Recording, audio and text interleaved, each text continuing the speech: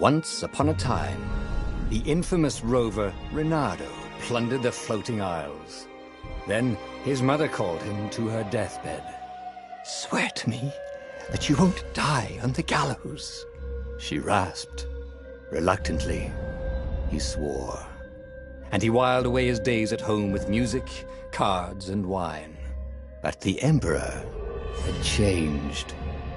He'd been good once, a shy, almost humble toad. He'd built universities. Then people started whispering about mass graves in the woods, midnight rituals, victims screaming. The Imperial Ravens would round up entire villages, and no one ever returned. The Ravens had come to Ubar scouting for ancient books said to be of great power. But the librarians had hidden the books, so they'd burnt the librarians. The citizens, outraged, had driven them off. The Ravens had come back with dropships. The kid had fled with one of those books. He was brave and dumb and wanted to join the rebellion. And Reynardo had promised his mother he'd protect him.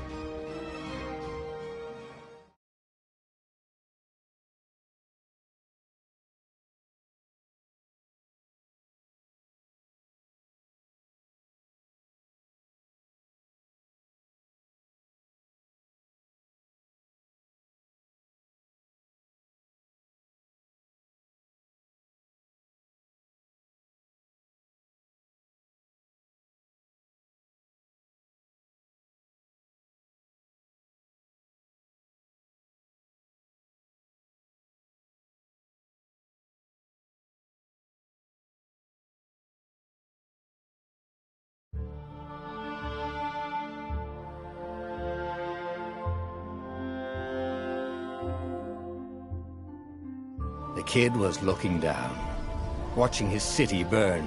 "Sorry, kid," Reynardo told the kid. "Look, if we give them the book, they'll leave you alone." "My mother died for this book!" "I promised her I'd protect you." "Oh, damn it." The kid had run off. With the book, of course. So Reynardo had to run after him.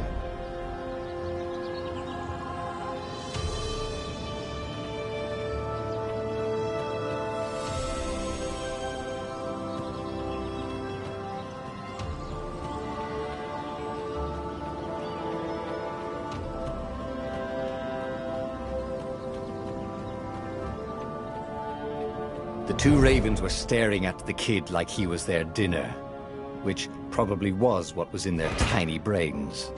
"Hey," Reynardo said. They cocked their heads at him. "Pick on someone as ugly as you." Wait, that didn't come out right. "For the Emperor!" The ravens cawed and rushed at him.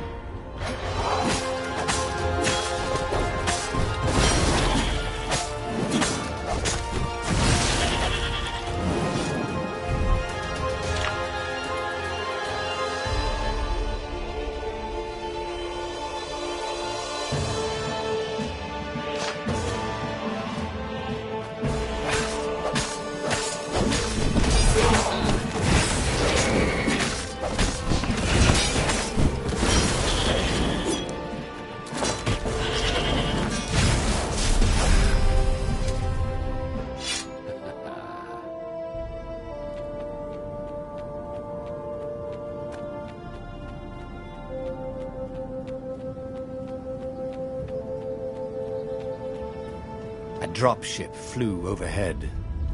He hoped they hadn't noticed him. The kid.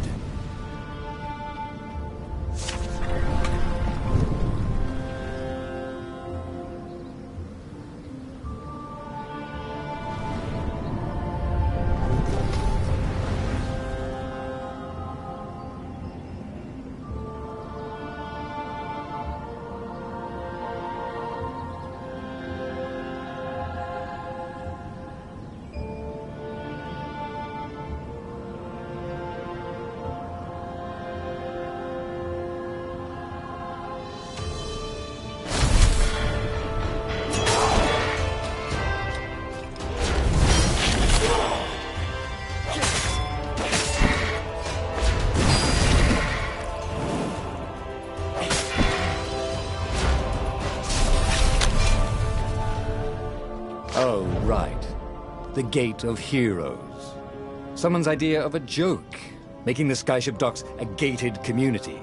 You needed a hero's sword to open it. And the kid was on the other side of the gate. Who let you through? Promise me you'll take the book to the rebels, or I'm gonna steal your ship. I'm not taking that damn book anywhere, and neither are you. Try and stop me, laughed the kid. I bet you don't even have a hero's sword. And with that, the kid hopped away. Had to hand it to the kid. He was an idiot, but he had guts. Where was Reynardo going to get a hero sword?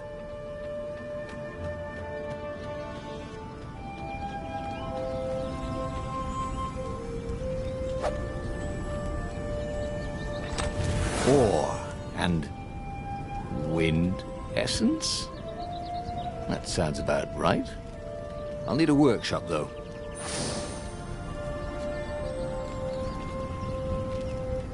Perfect.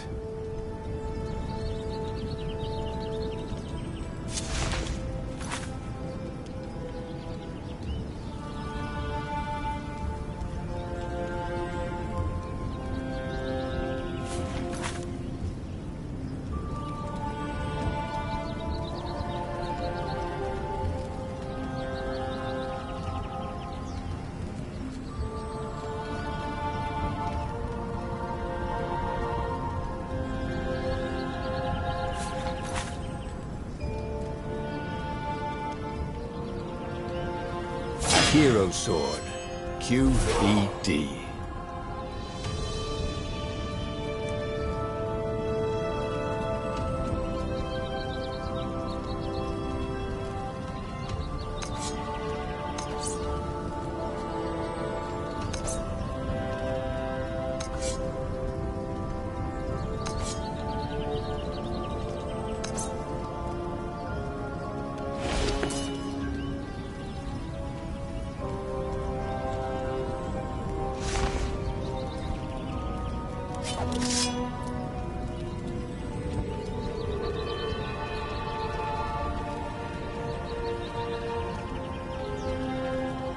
This is what he got for settling down and finding people to care about. The kid's mum had been a swell cook, and she'd laughed at Reynardo's jokes, even when he didn't know he'd made one. And then the ravens had come to burn her. And she'd made him promise to protect the kid. But she never told him where the book was. Just the kid.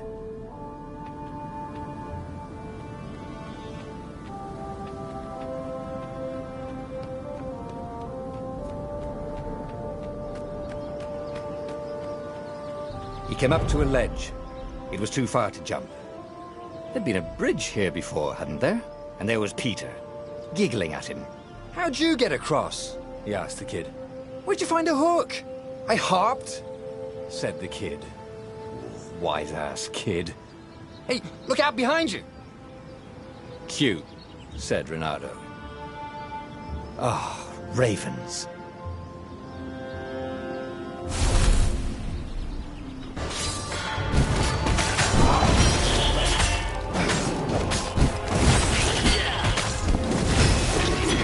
It was time to talk some sense into the kid.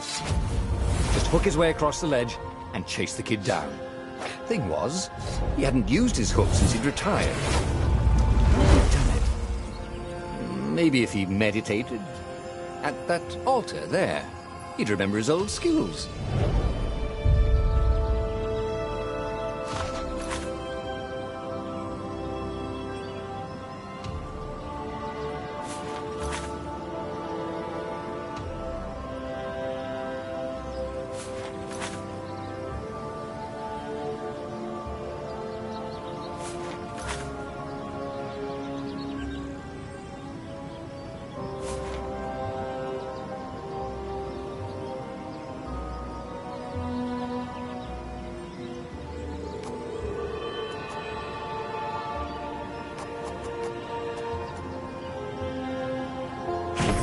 Starting to come back to him. Something you never completely forgot, like how to freeze time when attacking. The more he fought, the more he'd probably remember.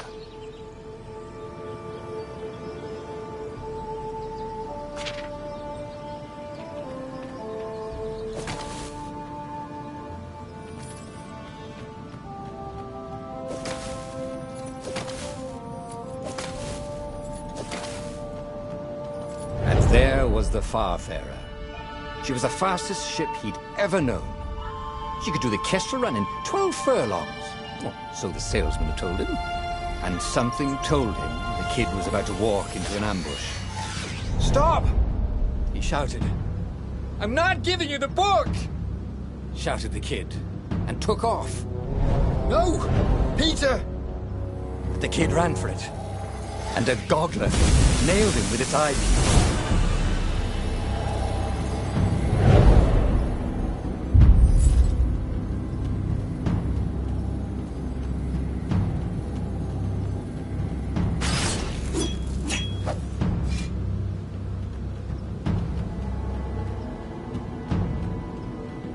The book was unburned.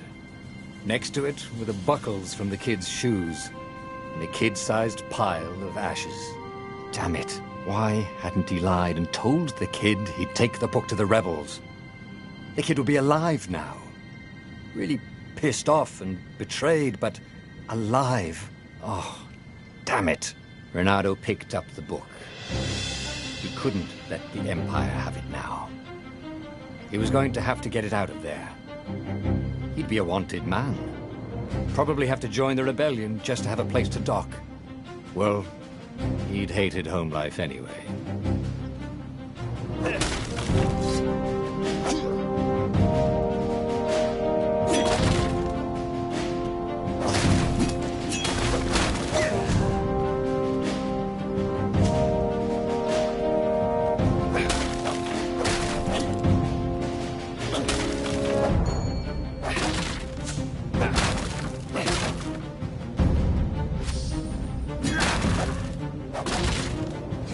What was the big deal about this book anyway?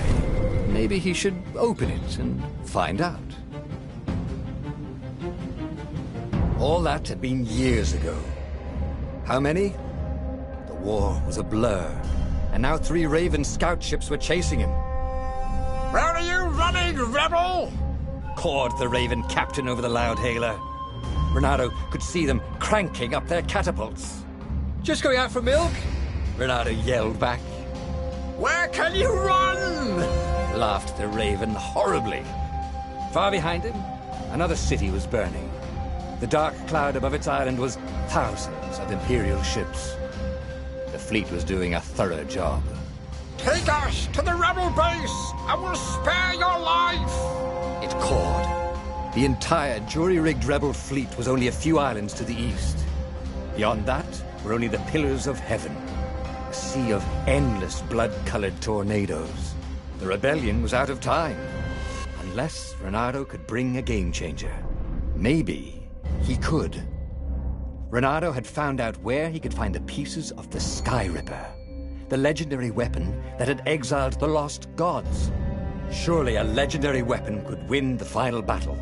On the other hand, his old friend Lapino had sent Renato a desperate message saying he had a brilliant scheme to save the rebellion. If Renato could only rescue him. Renato dived the Farfarer towards the abyss. As he felt the heat of the jet stream, the Raven ships peeled off, not stable enough to follow him down there. Now it was time to choose. Lapino or the Sky Ripper.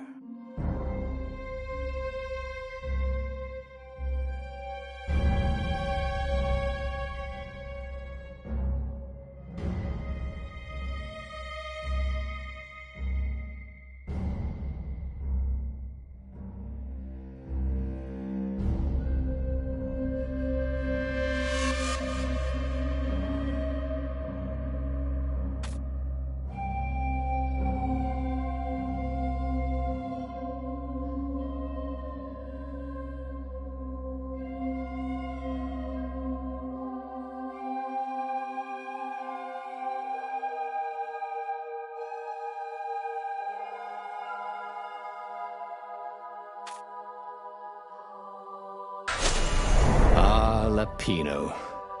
Apparently, the Mad Rabbit had sold a Pegasus that he did not exactly own. Lapino always wiggled out of trouble, given time.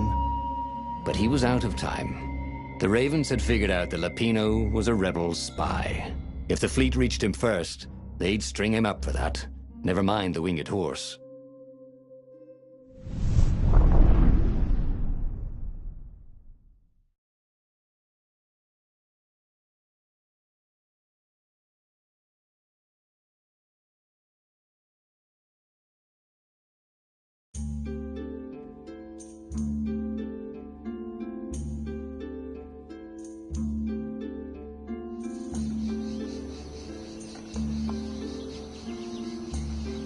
Lapino had apparently managed to confuse the judge by arguing that he hadn't actually stolen a winged horse. He'd only sold it. But wait, where was the prison? The village was empty. Had everybody fled the ravens?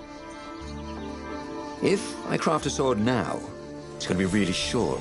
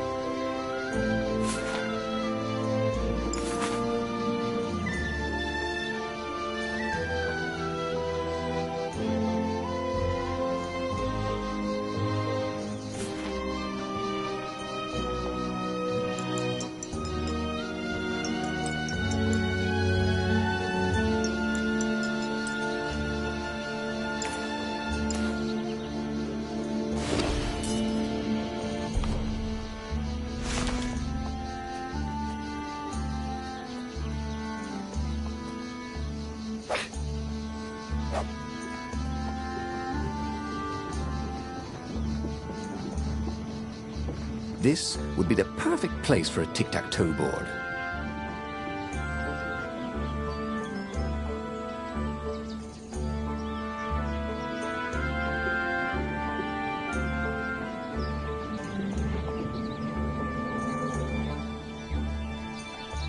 People were frightened these days.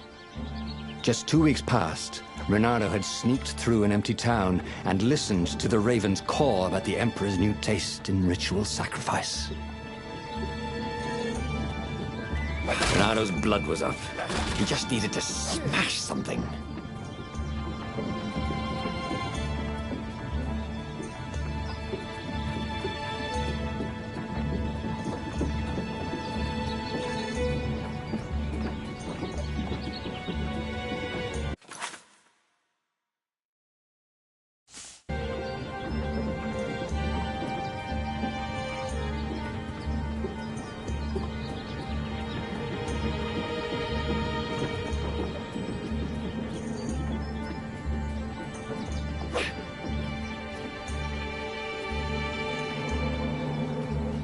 He wasn't that good. Yet.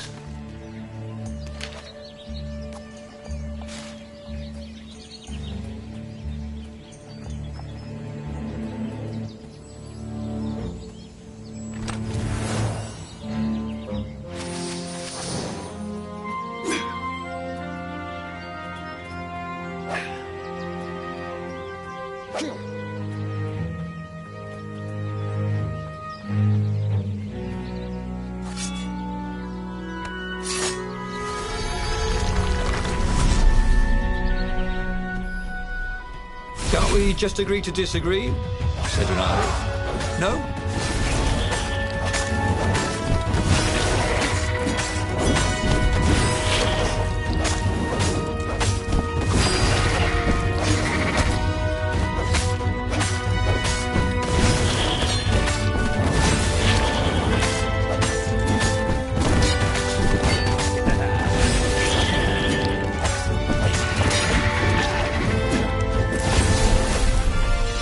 Ravens were landing everywhere. The advance guard. He'd better get moving. If they got to Lapino first, they'd eat him for breakfast. Or a snack. Ravens weren't picky. If they got hungry, they sometimes forgot to interrogate their prisoners. Even top spies like Lapino. Where had the mad rabbit got to?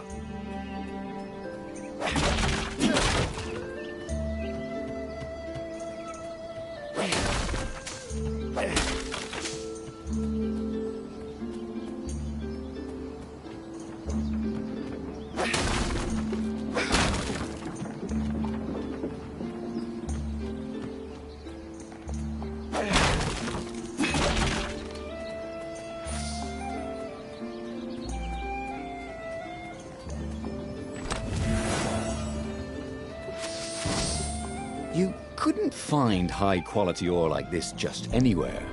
Just anywhere with chests.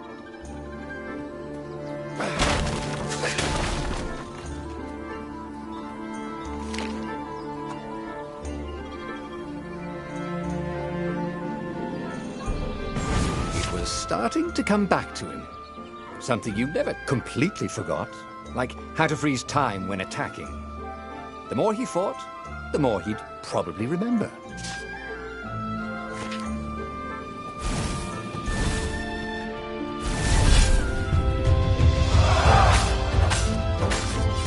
Come over here.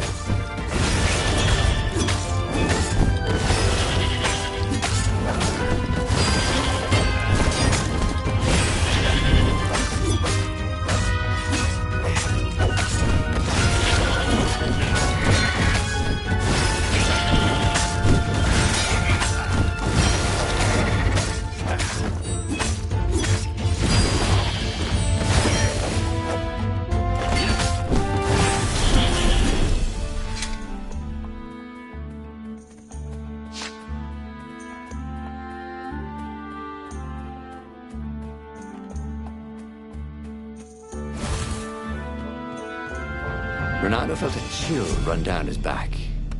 Or possibly a flea.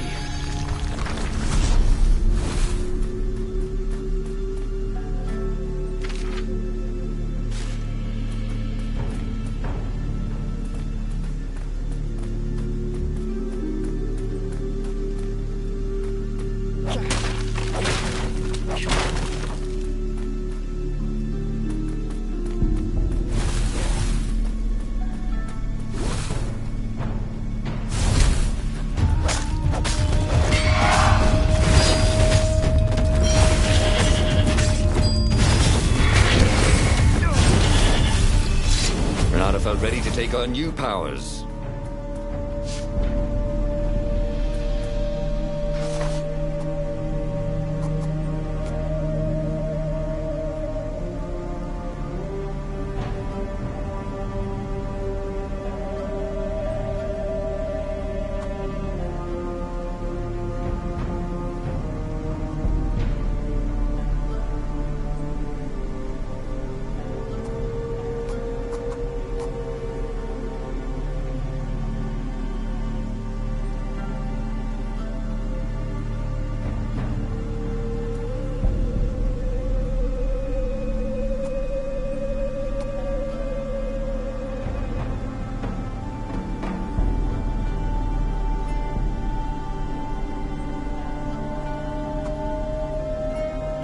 Missed his old skills.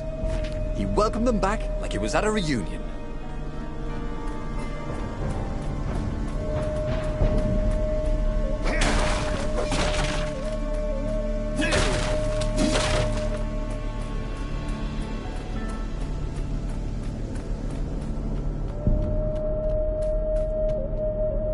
Dirty and bloody, Renato finally reached Lapino. The rabbit was practicing his shuffle. Renato recognized the cards. It was Lapino's favorite deck. Oh, I thought you were in danger. I am. The ravens are coming. Oh, the prison thing. Right, yeah, we see this guard owed me 53 ducats, so we made a deal. They're very reasonable people, actually, for weasels. Now, I got a brilliant plan to kidnap Zenobia. We capture Zenobia, we find out what she knows, and that's the whole war right there. Easy peasy, lemon squeezy. Capture the Emperor's greatest general, who also happened to be a deadly sorcerer and, oh, his only daughter? That would be worth it. On the other hand, he could still get to the core of the Sky Ripper, even if he couldn't get the whole thing. It must have great power.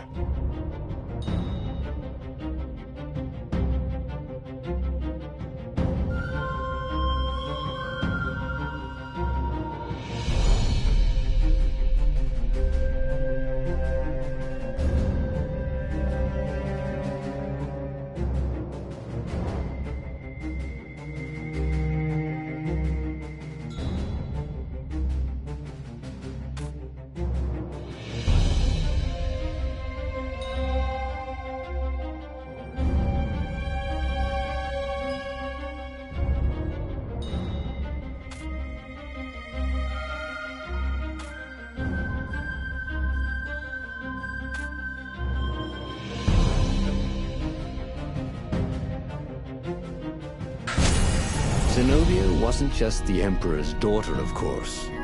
She'd been Renado's best friend in Sword Fu school. And you're still mad for her, the rabbit reminded him. They'd been close. She'd told him things no one else knew. But she'd never told him who she really was. She knows all the Emperor's plans, chuckled the master spy. She won't give them up easily. She'll tell the interrogators, all right, said Lapino. Taking her would change the game, all right.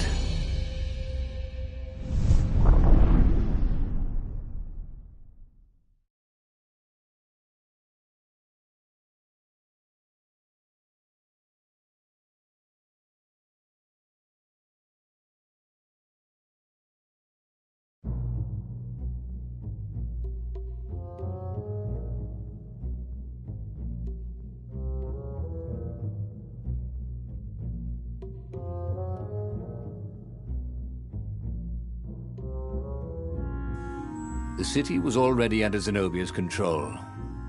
I had to admire her efficiency. Renato shivered at the thought of Zenobia at the mercy of the interrogators. Could he really turn her over to them? But this was war.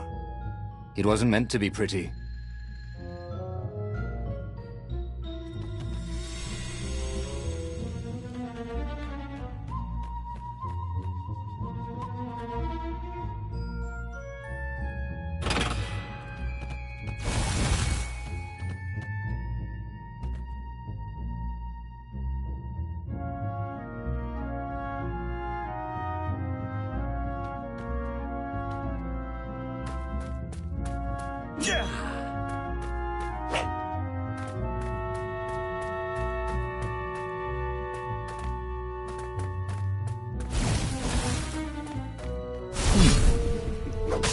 Hero wall.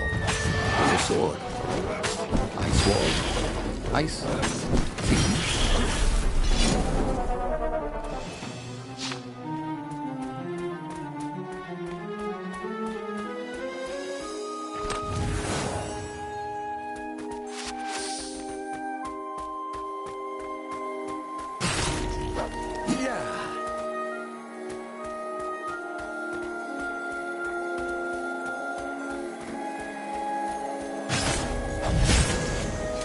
Didn't your mother tell you it's rude to stare? Snapped Renato, a little smug.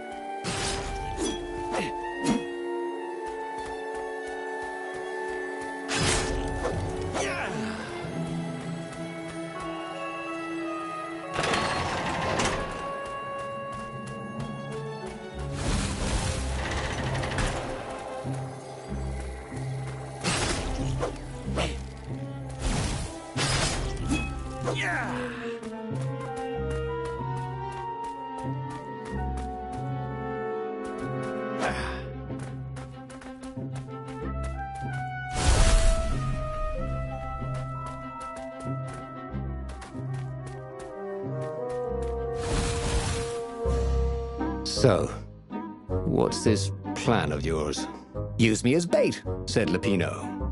And he outlined a slightly complicated plan that involved geese, a net, setting the Farfarer a little bit on fire, Lapino dressing as an old blind toad, and Renato hiding inside a monstrous watermelon. What could possibly go wrong? Thought Renato.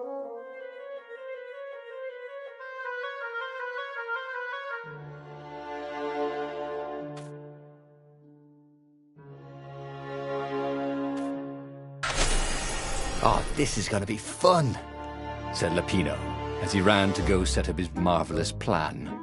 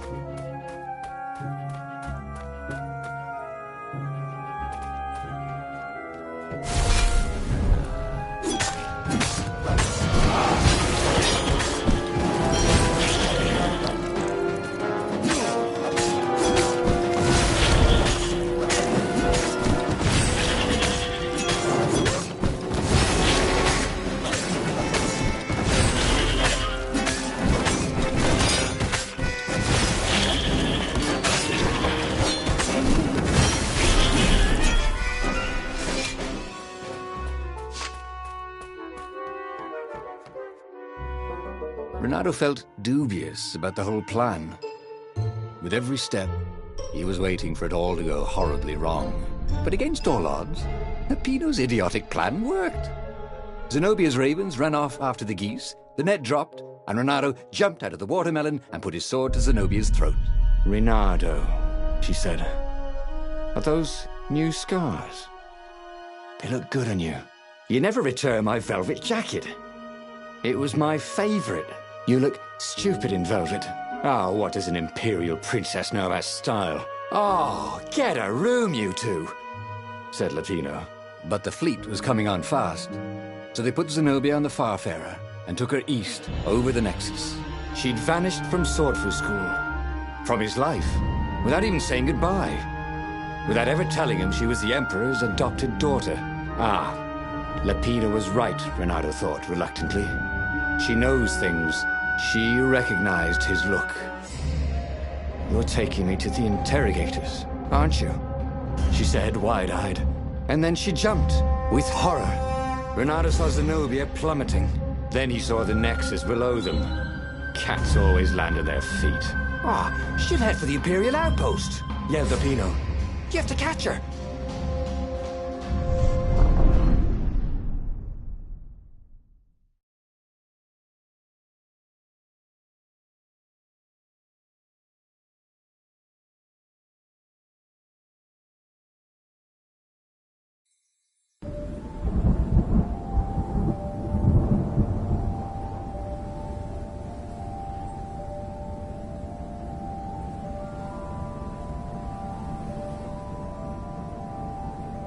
Cats can run faster, but foxes can run longer. If he ran, he could head her off before she reached her minions at the outpost. Well, he did love a good chase. Ah, impatient.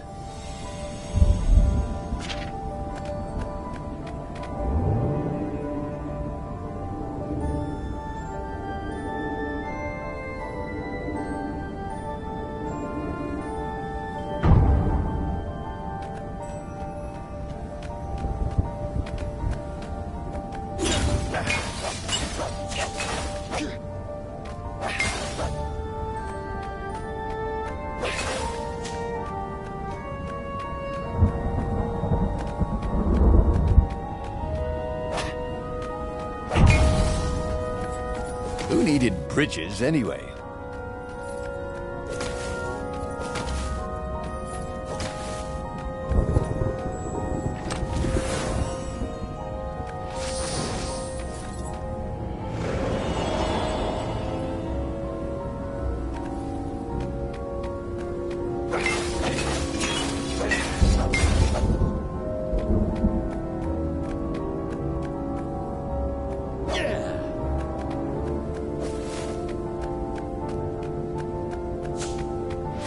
I wonder what I could make with all these sword crafting materials, thought Renato.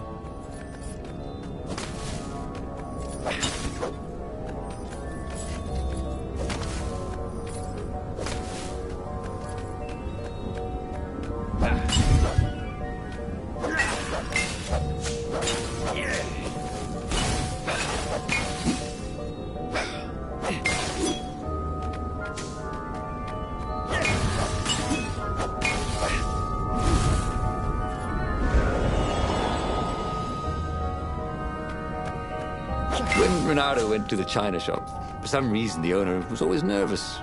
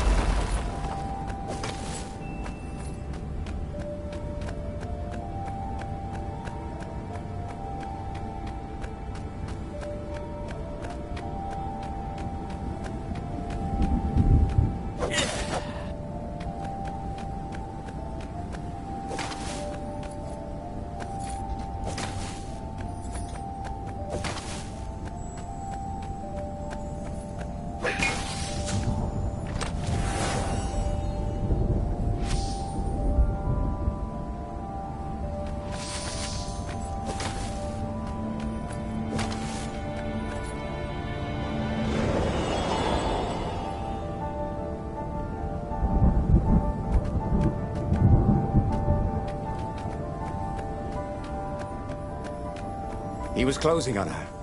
He could smell her fear. He tried not to think about the interrogators at the secret base. What did they do to her? Maybe it didn't have to end that way. Maybe he could talk to her. But, after all, there were worse things the Imperials had done to friends of his.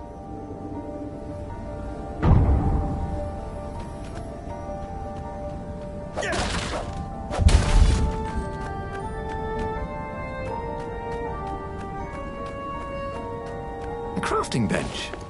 Renato wondered what he could make with it.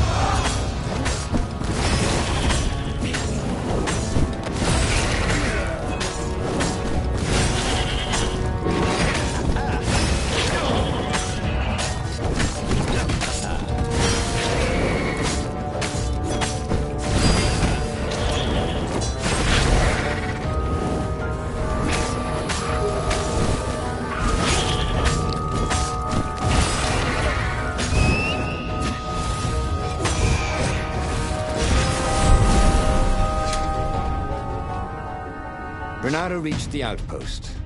The Imperials there were no match for him. Soon after, Zenobia limped up the path. When she realized he was already in front of her, she didn't even try to run. Oh, you left without saying goodbye.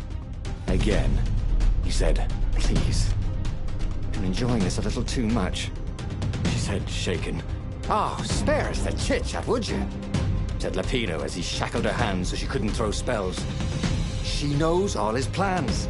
All the way back to the Farbearer, Lapino nagged Renato about how the interrogators would pry all the intel out of Zenobia.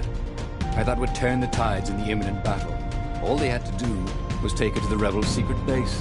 Renato didn't like to think about what the interrogators would do to her. Couldn't he just talk to her?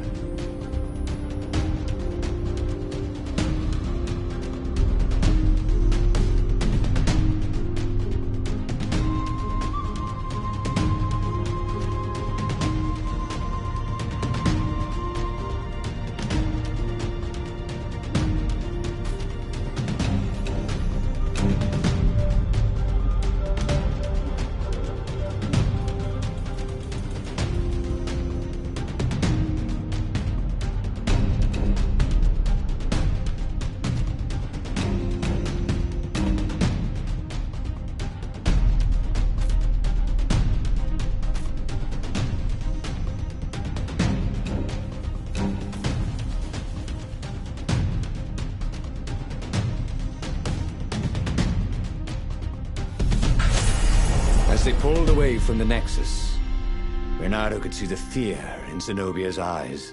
"I can't take her to those creatures at the base," he whispered to Lapino. "Ah, you've gone soft.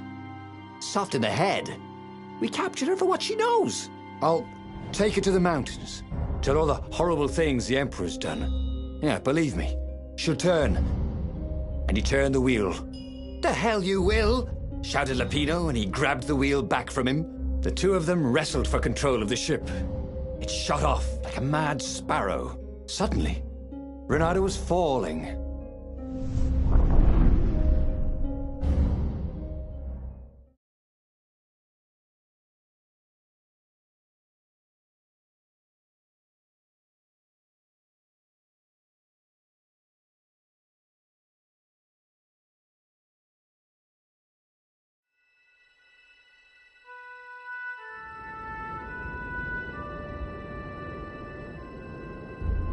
When he came to, Zenobia was standing over him.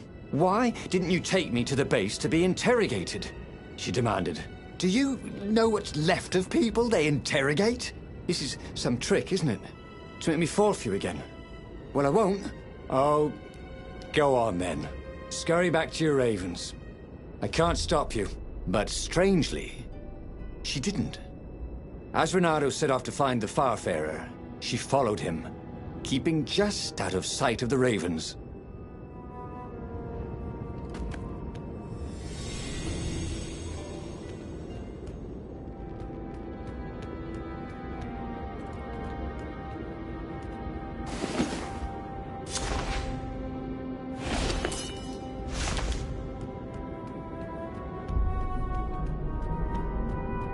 What were these poles, exactly? Parking meters from the time of the lost gods?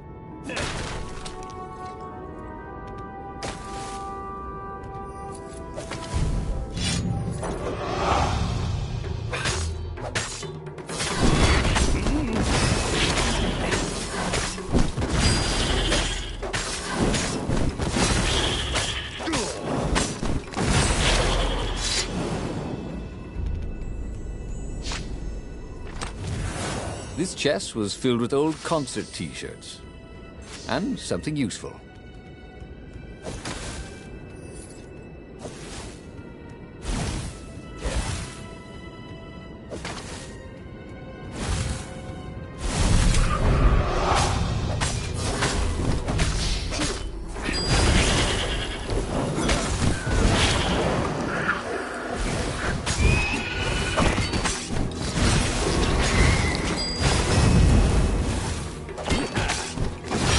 Say hi to gravity for me.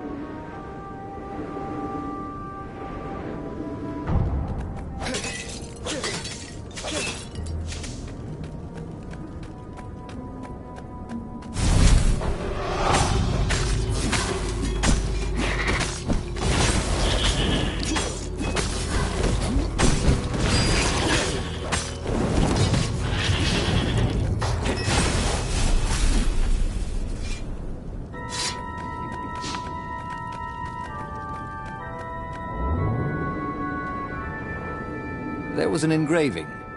Maximum capacity, 130 people.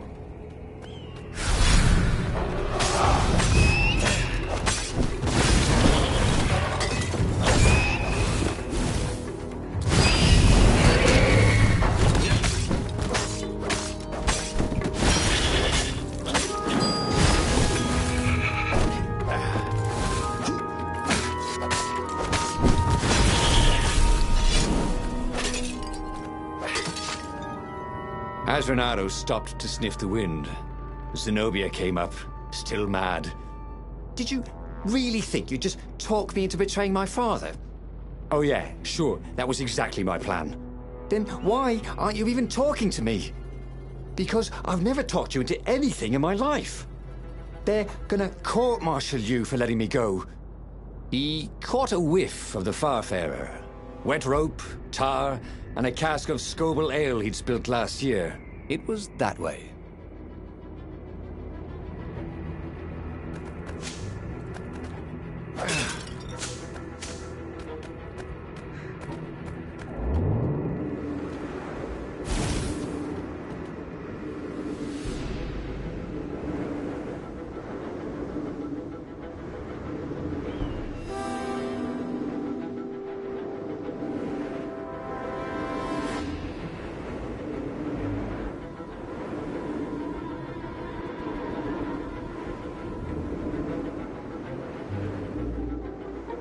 Renato's paws were getting numb.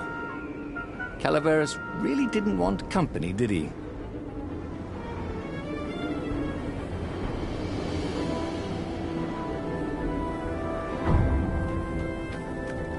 Renato wondered if he should have taken Zenobia to the rebel base for real. Maybe she wasn't playing him after all. After the bleak talk about the Emperor's dark secrets. He was regretting his suspicion.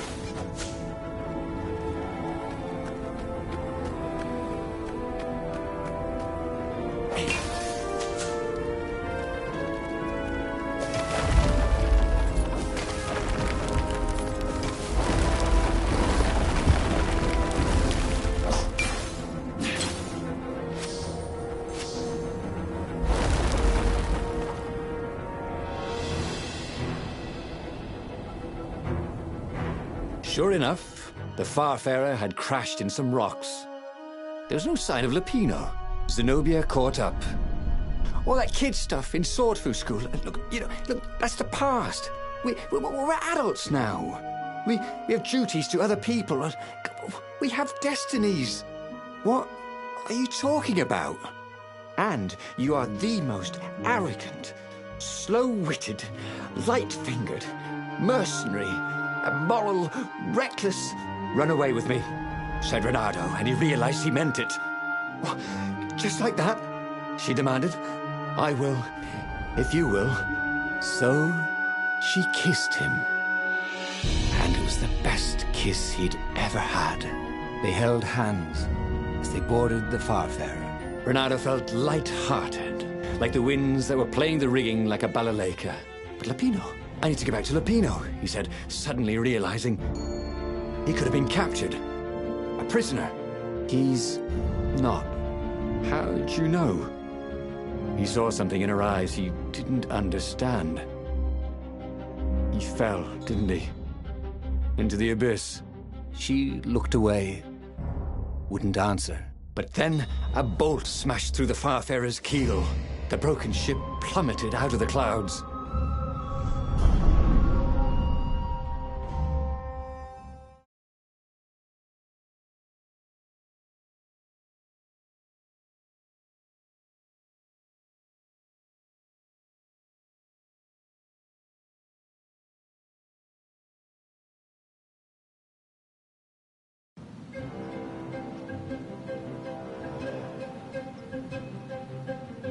Renato picked himself off the deck.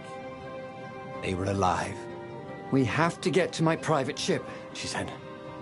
Do you trust me? I guess I must, he said. You go on ahead. Clear the path, she said. I can't kill my own soldiers. He wanted to say that he didn't trust her, that he had no idea what he was getting into. But he had no choice, did he? He was following his heart. That's what it means to be a hero. You had to follow your heart.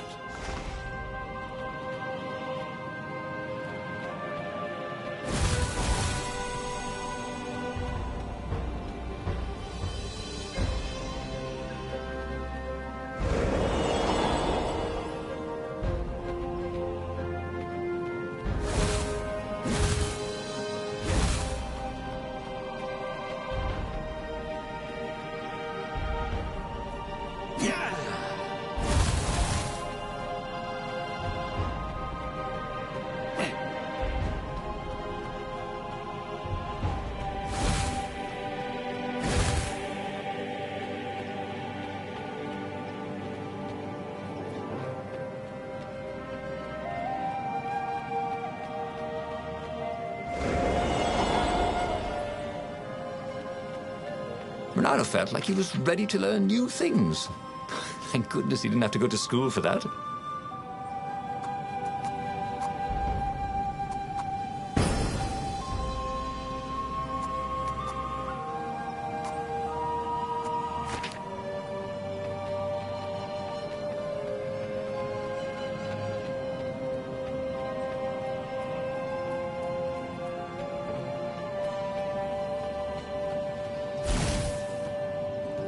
The portal was heavily guarded. It must go someplace they really didn't want it to go.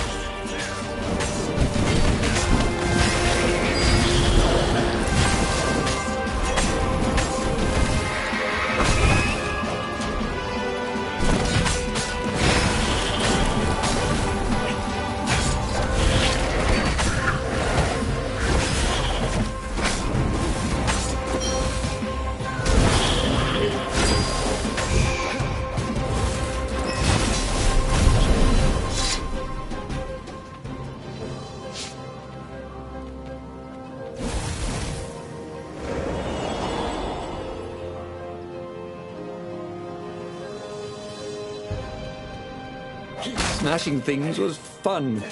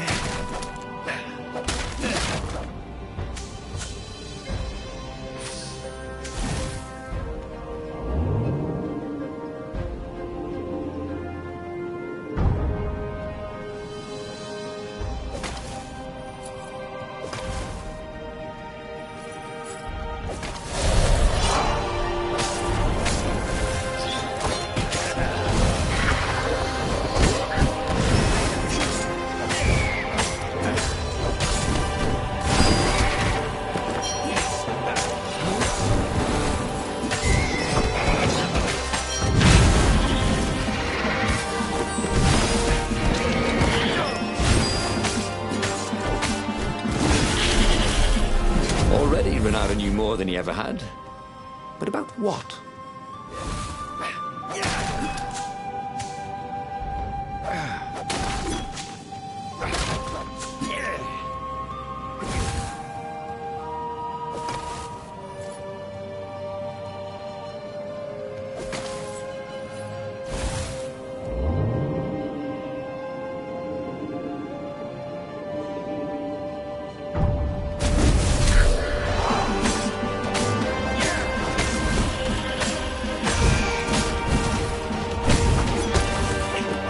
Good to practice your moves, thought Renato. She lingered.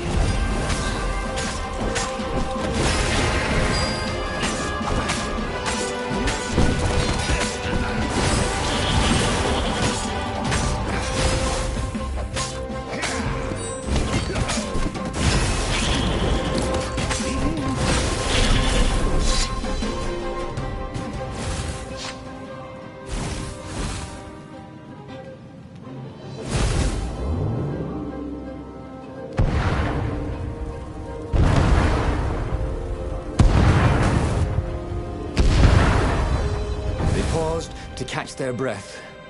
It was strange to be so close to her. What are you thinking?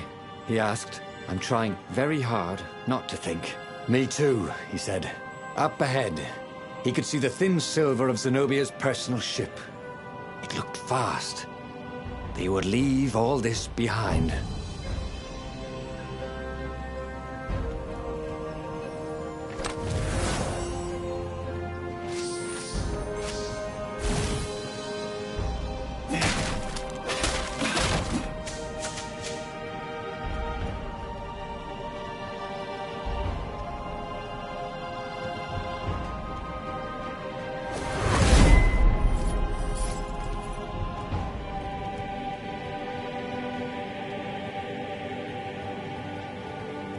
What else could you hook?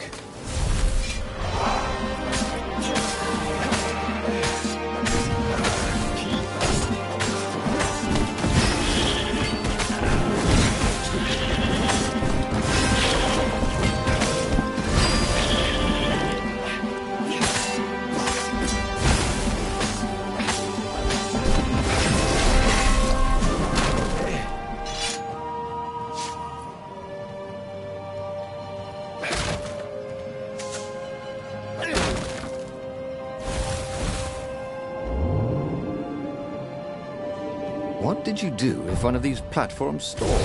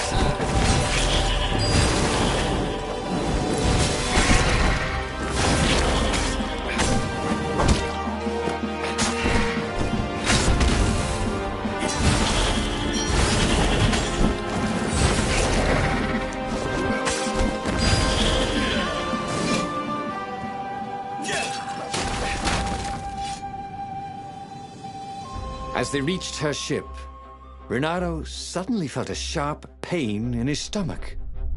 He was surprised to see a crossbow bolt sticking out of it. I was going to lead the Empire to a secret base, said Lapino. But no, you had to screw up my plan because you've still got a thing for her. Renato stared at Zenobia. The kiss, was it real? She said, with a look of indescribable sorrow. She gestured and said an arcane word, and Lapino went flying into the abyss, screaming, I'm telling your father! Then she knelt down to cradle his head, and her paws felt very soft and warm. Okay, that was weird. He could have sworn he just died. Instead, he was on the Farfarer, sailing away from Ubar. And it was still burning. He'd fled burning Ubar years ago, hadn't he? And now he was back there. Had all those years fighting the Empire been nothing but a vision into the future? A useful vision if it was true. He'd learned something. Lapino was a traitor. Renato had suspected there was something wrong with the Mad Rabbit. But now he knew there was malice behind his goofiness.